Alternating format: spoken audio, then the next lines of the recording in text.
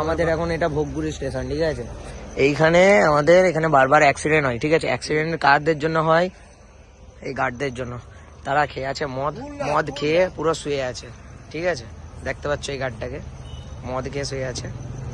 মদ খেয়ে এখানে বসে আছে। এখানে রেল লাইন যে পারাপারটা কিভাবে হবে, ঠিক আছে, তার জন্য তিনি মদ খেয়ে শুয়ে আছে এইখানে। দেখো মদ খেয়ে এখানে পড়ে আছে। তো আমাদের তোমরাই বলো ভাই, ভোগপুরের ছেলেরাই বলো বা বলো বলো, একটু বলে দাও তো, একটু বলো কি করা যায়।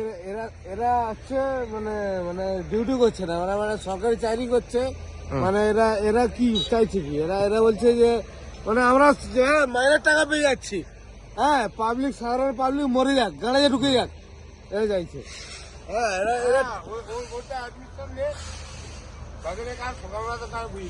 তাহলে এমনি যদি এটা চলবে, তাহলে এখানে রেল লাইন পারাপারের জন্য মনে হয় সরকারকে আরো 5টা লোককে মনে রাখতে হবে। একজন খাবে মদ, একজন খাবে।